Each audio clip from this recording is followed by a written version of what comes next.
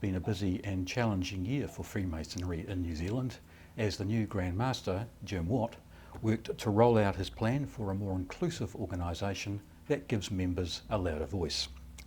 As the year comes to a close, we sat down with the Grand Master to get his views on the last 12 months and to hear what he's got planned for 2024.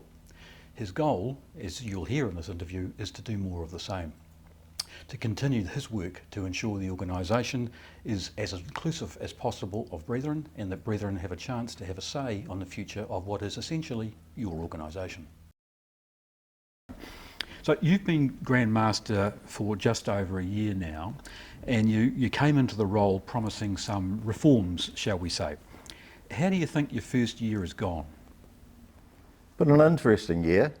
I don't know whether reforms is the right word. I think I really wanted to refocus the organisation on its values and where it was going. And I feel we've done that. I believe there's better engagement by the brethren. We've also made some major steps forward with regard to the Grand Lodge insurance scheme, the Order governance, and I think we're making progress, really good positive progress. It is still a work in progress though? Oh, definitely. Much more to do? Definitely. I can't see us this work finishing until 2025 at least, and it'll also fold on to my successor. Yeah, you're looking to leave a bit of a legacy for your successor. There'll definitely be, we want continuity going forward. One of the key things out of all this is that we have a true succession plan so that the organisation continues and doesn't change direction as we go forward. So you say it's been an interesting year. What would you say have been particular highlights of the year for you? The engagement of the brethren. We went out asking for brethren that had knowledge in the insurance industry, brethren that wanted to participate in the Order governance, and many of them put their hands up and were immediately engaged, and they've worked very hard to get to where we are today. Did that level of engagement surprise you? I don't know whether surprise is the right word, but it really did please me. And it was comforting to know that the brethren really do want to be involved in where we're going, which was my original message.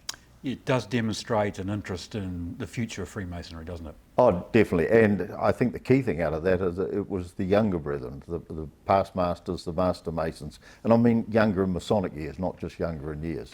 You've just completed the inaugural special communication. You must be pleased with the way brethren around the country got involved. The key behind that special communication was to allow that all lodges and all brethren could have a say. It was virtual and public. Sadly, we didn't get full engagement by all lodges, but I think a lot of them now see the benefit in it. And of getting the feedback I'm getting is that it was a good opportunity for them to hear what was going on and where possible to have a say. The mood in the room, if we can call it that, was pretty positive after the special communication. Do you think that indicates there's a strong desire among brethren for change within the organisation? Interesting, on last night, or night before last, I was at an 80-year presentation in Wanaka, which was, as you can imagine, attended by more than some of our senior elder brethren, let's put it that way. And the message I got that night was, just keep doing what you're doing, you're going in the right direction. So yeah, I think there is a positive acceptance of where we're heading.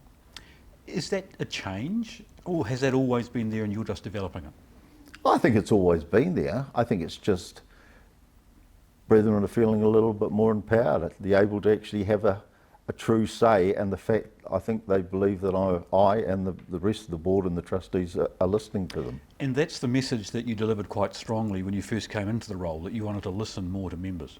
Yep, and I'm comforted by what I heard the other night. I know you want to see more new and young Masons more actively involved in the organisation, and you've established a think tank, if I can call it that, to promote that. Tell us how that's progressing. That is just really getting off the ground, but there's already formed around the country about 2 or 3 young Masons groups who meet socially. I attended one here in Wellington about 3 weeks ago. the forum itself is just starting to make progress. They're just drafting up their terms of reference and how they see themselves operating. But once again, as I talk to brethren, they're saying, thanks for letting us have a say in the organisation. So I think that it's positive and it's progress going forward. And what do you see that forum actually contributing? What do you see it delivering or doing? One of the hardest things for a young mason coming into a room of senior masons is the comfort to stand up, or the comfort's not the right word, but the feel comfortable in standing up in front of them and voicing their thoughts or their opinions. What the forum will give them is an opportunity to actually have a say and to be listened to. Now that's the interesting thing, to be listened to. Do you see the voices coming out of those fora will actually make a difference? I believe in the long term, yeah. I think they'll feel a greater part of the organisation. Empowered. Empowered would be the word, yeah. I mean, at the end of the day, it doesn't change for all brethren, whether you've been in for 5 years or 40 or 50 years. We need to listen to all of them. We need to hear what they all have to say. And what's the plan for 2024? Do you have any key goals that you want to achieve in the coming 12 months? The work stream that I laid out at the Grand Installation stays the same. The operational Masonic review is underway. That's looking at our hierarchical structure and whether we can continue with the 3 divisions, 15 districts. So that's underway. We have to try and settle on a firm plan for lodge building insurance going forward. And outside that, we said that we'd be looking at the trustees, training sessions for them, because the 2019 Act has brought in some new stuff for lodge trustees. So we'll run some training webinars for them going forward. It's really just business as usual. Do you have a timeline for all this work? I mean, it sounds quite a complex work stream. As I said, I think my successor will be finishing it off. I think I'll be handing the baton to him at some stage. I gotta say, I'm beginning to feel a bit sorry for your successor. You talked about the trustees, and I was going to ask you about that. Why are you doing that work? What does that involve? So one of the issues with, well, not issues, one of the problems with lodge trustees has been that it's been a job we've given to a senior brother that served well in his lodge, and it's been a sort of a recognition. But times have changed, as it has for our Grand Lodge trustees. Our Grand Lodge trustees were normally past Grand Masters and senior brethren. Days have changed. We need brethren in those roles that understand property, understand investment, understand commercial law. And regrettably, it's not a role for our more senior brethren any longer. It's a role for brethren that are comfortable in that environment. And part of that will be that we'll run training courses to actually bring them up to scratch, because there are high expectations now under law for trustees. Yeah, they've got some fiduciary and some legal obligations. Correct. And they are in the gun if things aren't complied with, is that correct? Yeah, correct. Okay, all right. So that's going to be an important piece of work in the new year. That would probably be one of the priorities early next year, is to get that moving as fast as we can. Grandmaster, you've talked quite a bit about the One Team project. Tell us why that's so important to you and what's happening with that piece of work. So the One Team project came out of the roadshows we conducted pre-COVID, and then obviously because of COVID, things were put on hold. We had other priorities.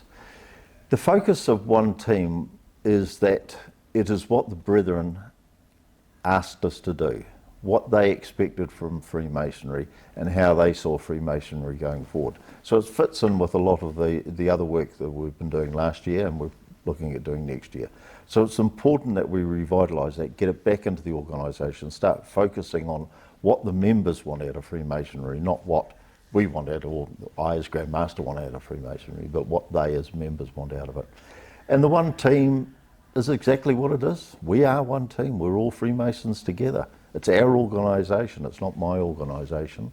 It's not the National Office Team's organisation. It's an organisation that belongs to the members. We're one team working together for the good of Freemasonry. And that'll be the focus in next year, part of the work that we'll look at doing. You've been a Freemason for over 38 years now. What is it about the craft that still draws you to it? Why are you still involved? One of the hardest things about being Grand Master is you can't just go to lodge. You can't just turn up at a lodgement. You can't be sitting home and think, oh, I'll go to lodge tonight. you have to be invited. And that's what I miss the most. So, in answer to your question, it's the fellowship and friendship that's kept me in Freemasonry. The fact that I can turn up in a lodge and meet so many friends, a lot of friends I've never met before. And I think that's one of the big attractions for me of Freemasonry. So it's been a busy year, and you've obviously got lots planned for the coming year. What's your plan for Christmas? Are you off to the Batch? You got travel planned?